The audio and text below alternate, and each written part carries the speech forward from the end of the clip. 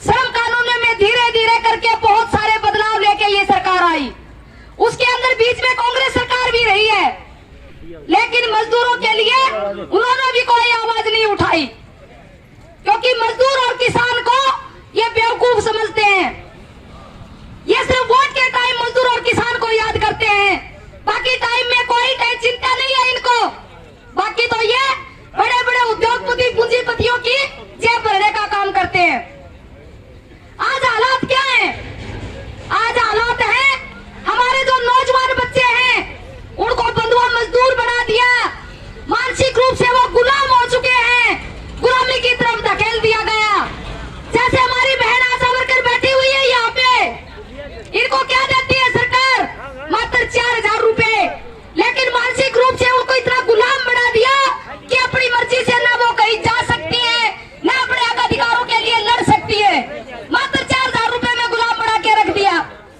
और ये हालात सिर्फ आशा वर्कर के नहीं है साथियों, ये हमारे जो नौजवान बच्चे हैं, जो पढ़े लिखे बच्चे हैं, जो बड़ी बड़ी कंपनियों में फैक्ट्रियों में काम करते हैं, उनको भी ठेके पर ले रखा है।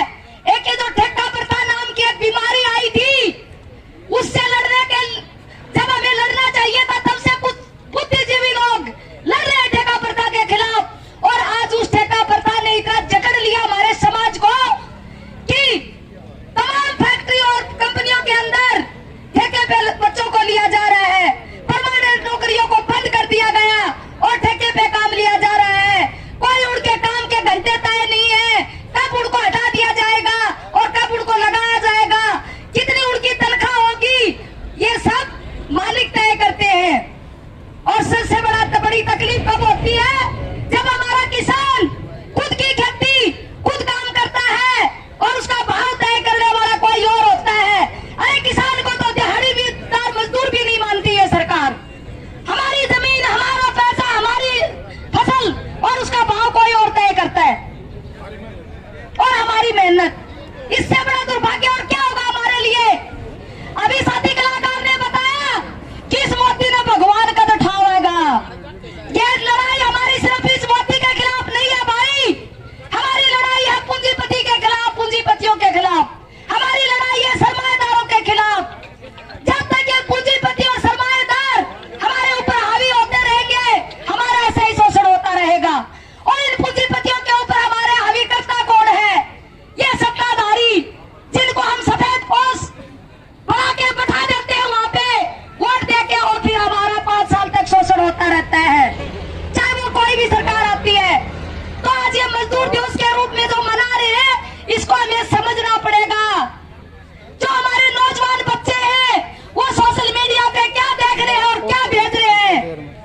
हिंदू मुस्लिम के नाम के ऊपर उनसे कितने भी दंगे करवा लो, तैयार रहते हैं। चाट नॉन चाट पे कितने भी दंगे करवा लो, वो तैयार मिलेंगे।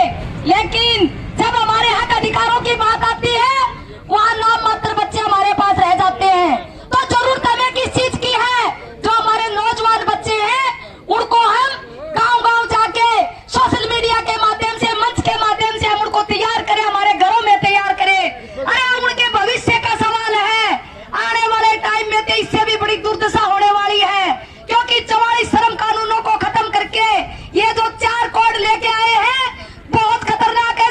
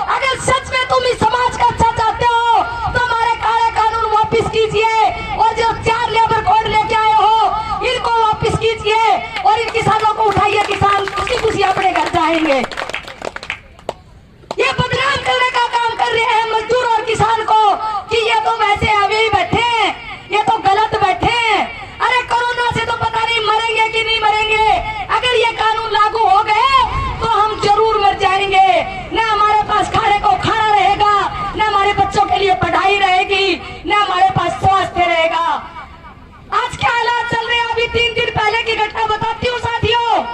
एक बिल्कुल नौजवान बच्चा फोन आया मेरे पास, बोला जी कितना भी वेंटिलेटर बेड नहीं मिल रहा है, एक ही बच्चा हमारे पास, कहीं से भी एडजस्टमेंट करवा दो। पूरे हरियाणा में हर जिले में मैंने फोन किया, कॉमरेड ओम प्रकाश के पास भी फोन किया और यहाँ जो हमारे साथी सबके पास फोन किया। उस दिन हमारी महापंचायत चल रही थी, वहाँ पे कॉमरेड ओम प्रकाश ने बहुत मेहनत की, हर जगह फोन किए, लेकिन वेंटिलेटर उपलब्ध नहीं करवा पाए। नहीं करवा पाए, क्यों नहीं करवा पाए? आज मैं आपको सच्चाई बताती हूँ। जितने भी हॉस्पिटल है, सिविल हॉस्पिटल है, उनके अंदर क्या कर रखा है इन लोगों ने? वेंटिलेटर बेड रिजर्व में रखते हैं ताकि किसी मंत्री संतरी की सिफारिश से और इस तरह का अगर कोई पेशेंट आता है तो उसके अंदर रखा जाए। ये हालात हमारे कर दिए, हमें कोई भी उसके लिए एडजस्टमेंट नहीं कर पाए। लास्ट में मुझे पता चला कि ये ड्रामा चल रहा है। मैंने उनको एक ही बात बोली, भाई कहीं से भी किसी मंत्री संतरी की सिफारिश लगवा लो और अपना बालक ने बचा लो। उनने सिफारिश लगाई मंत्री की, और भी धनखड़ की सिफारिश लगाई और बच्चे को बेड मिल गया सिविल हॉस्पिटल में। इससे बड़ा घोर अन्याय हमारे साथ क्या होगा? और क्या कह रहे हैं ये कि कोरोना ये किसान फैला रहे हैं। अरे कोरोना अगर हमारे देश के अंदर 1 साल पहले ये बीमारी आई थी, अगर इन्होंने ऑक्सीजन के प्लांट लगाए होते, हॉस्पिटलों की संख्या बढ़ाई होती, डॉक्टरों की भर्ती की होती, तो आज ये हालात देखने को हमें नहीं मिलते। ये हमारे साथ घोर अन्याय हो रहा है। इतनी लाशें ढोने को देखते हो आप, शमशानों में आज जगह नहीं है। इससे बड़ा घोर अन्याय हमारे साथ क्या होगा? हम इस प्रधानमंत्री को, गृह मंत्री को और जितने भी मंत्री संतरी है और जो इनकी चमचागिरी कर रहे हैं, हम उनकी घोर निंदा करते हैं, घोर निंदा करते हैं उनकी। हमारा समाज मर रहा है तिल तिल करके, और इनको आज भी पार्टी की लगी हुई है। शर्म आनी चाहिए इन लोगों को। कोरोना लेके कौन आया? पश्चिम बंगाल के अंदर 1 लाख की रैली बगैर मास्क के इन लोगों ने की। ये खुद कोरोना लेके आए और नाम ले रहे हैं कि किसानों ने कोरोना फैला दिया। अरे किसान तो मेहनत करते हैं, बचपन से पसीना बहाते आए हैं, वो तो झेल जाएंगे कोरोना को। लेकिन जो शहर में रहने वाले हमारे बच्चे हैं, नौजवान हैं, बूढ़े हैं, वहाँ ऑक्सीजन की कमी होती है, पेड़ कम होते हैं, वहाँ सबसे ज्यादा मौतें हो रही है। अगर आज हमारे पास ऑक्सीजन प्लांट होते तो आज हमें ये दिन देखने को नहीं मिलता।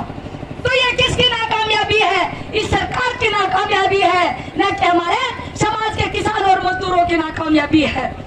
ये खुद मारना चाहते हैं, ये किसानों को बदनाम करना चाहते हैं। और कल 2 तारीख को जब चुनाव का रिजल्ट आ जाएगा, आप देख लेना, ये बदमाशी करेंगे।